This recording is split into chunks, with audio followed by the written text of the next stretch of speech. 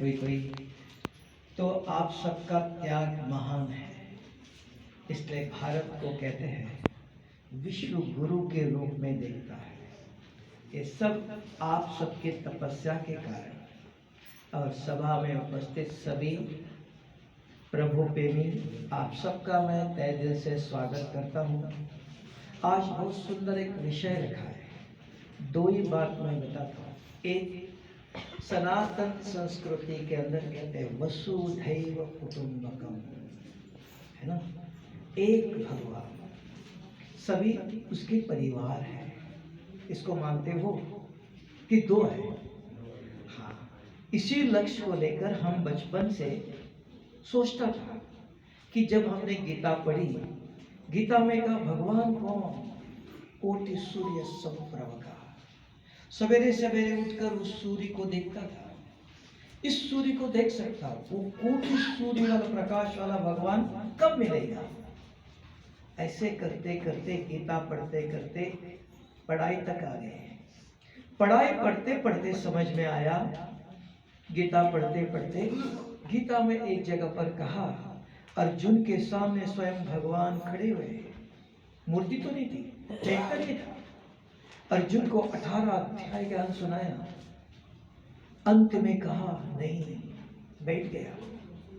तब कहा हे अर्जुन, आप मुझे देख नहीं सकते हो। एक प्रश्न आया, इतना समय तक मैं भगवान श्री कृष्ण समझ रहा था, अब स्वयं भगवान श्री कृष्ण कह रहे हैं कि आप मुझे देख नहीं सकते हो। तो अर्जुन किसको देख रहा था? अर्जुन के सामने कौन था? थोड़ा सोचना पड़ेगा ना, कि सुनना ही सिर्फ पढ़ना ही है, सोचना है।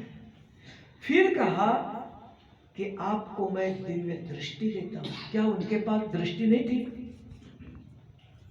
कौन सी दृष्टि दिया? दृष्टि क्या है? विश्व रूप दिखाता, तो सामने वाला कौन सा रूप था? कौन सा रूप दिखाया? तब कहा भगवान कौन? और यहां जो है वो कौन? समझ में आया?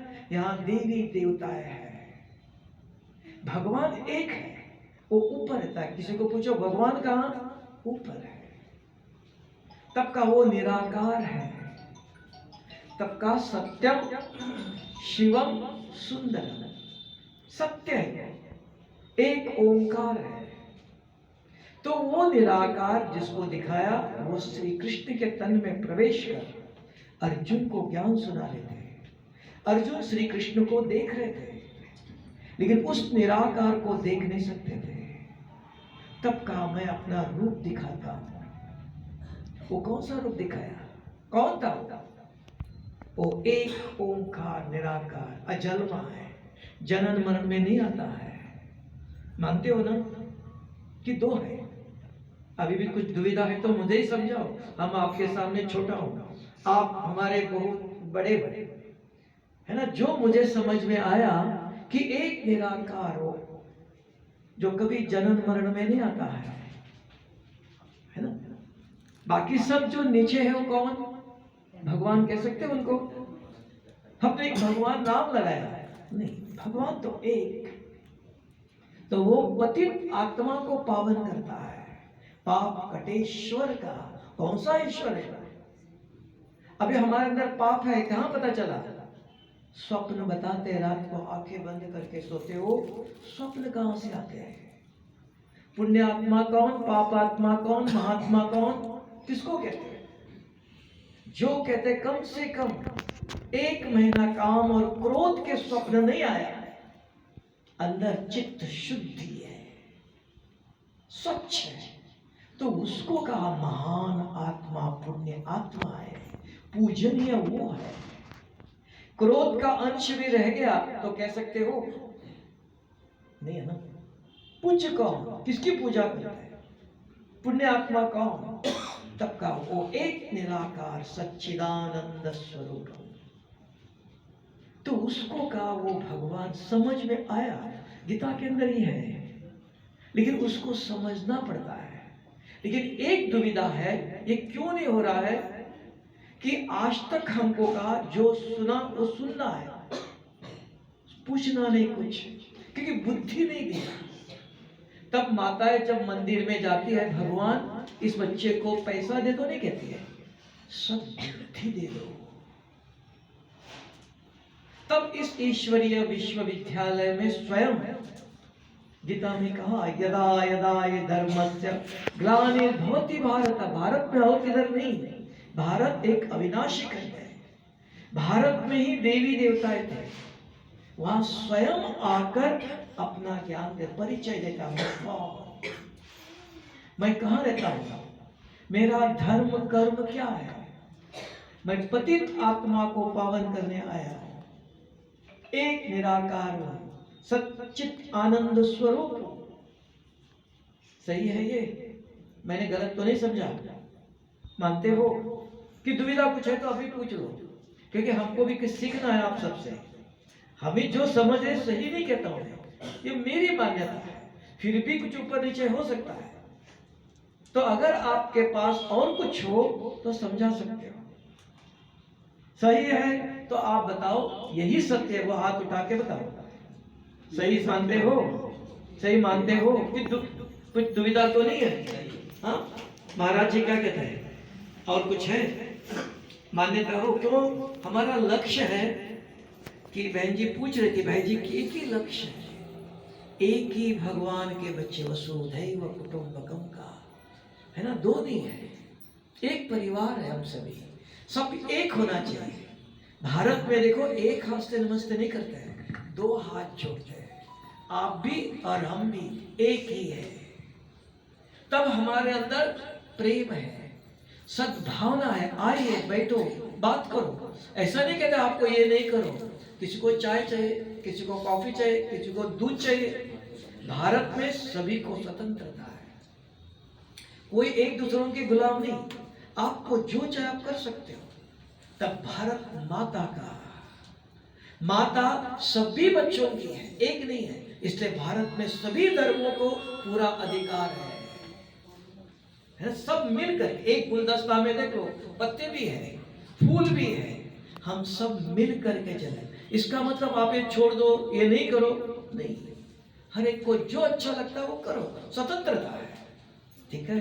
तो लक्ष्य हमारा एक है, हम आप सभी मिलकर संसार में चलेंगे, लेकिन एक जो ईश्वर निराकार है, सत्यम शिवम सुंदरम का, उसके ध्यान से, वो भी आप पूछेंगे। एक छोटी सी बात लास्ट में बताता हूं। देखो रावण किसको याद करता था, किसकी पूजा करता था? शिव की। आप बहन जी को पूछो, बहन जी आप किसकी याद कर रहे, ध्यान लगाते हो? शिव की। तो रावण का क्या हाल हो गया, तो हमारा भी हाल क्या होगा? रावण जैसा होगा ना कि नहीं होगा? क्यों? अग्नि तो अग्नि, चाहे आप हो चाहे मैं हो, अग्नि तो सबको जलाएंगे, कोई भी हो, उसके अंदर अंतर नहीं है। अग्नि नहीं कहते आप जाएगा तो मैं जलाऊंगी, कोई भी हो, वो रुद्र है। लेकिन वहां रावण को विधि पता नहीं था। ये यहाँ इस ईश्वरीय विश्वविद्यालय में स्वयं आकर विधि बताता है कि आत्मा समझ मुझे याद करो, पाप शरीर नहीं है, पाप आत्मा है, पुण्य आत्मा है। शरीर के अंदर बीमारी है तो डॉक्टर ठीक करता है, आत्मा के अंदर पाप है तो आत्मा को ये आग जला नहीं सकती है। आत्मा के अंदर जो पाप कुछ घुसा है, लेपित हुआ है, उसको भस्म करता है। तब आत्मा समझ के ध्यान करना जरूरी है, शरीर को नहीं। शरीर की बीमारी डॉक्टर ठीक करेगा, तो ये व्यवस्था है। अग्नि तो अग्नि, कोई भी हो, तो भगवान से ध्यान करने की भी विधि चाहिए। तो विदेश से आप जानते हो, एक कागज धूप में रख दो, निरंतर सूर्य की किरणें पड़ती है, वो कभी जलता नहीं है। लेकिन वही कागज, वही सूर्य की किरणें एक ही मिनट के अंदर भस्म कर सकते हो। कोई चमत्कार नहीं है, जादू नहीं, विधि है। अगर आपका हाथ हिलता है, एक ही जगह पकड़ के रखो, एक ही मिनट के अंदर भस्म कर सकते हो। ये चमत्कार नहीं, ये विधि, विधि से सिद्धि प्राप्त होती है।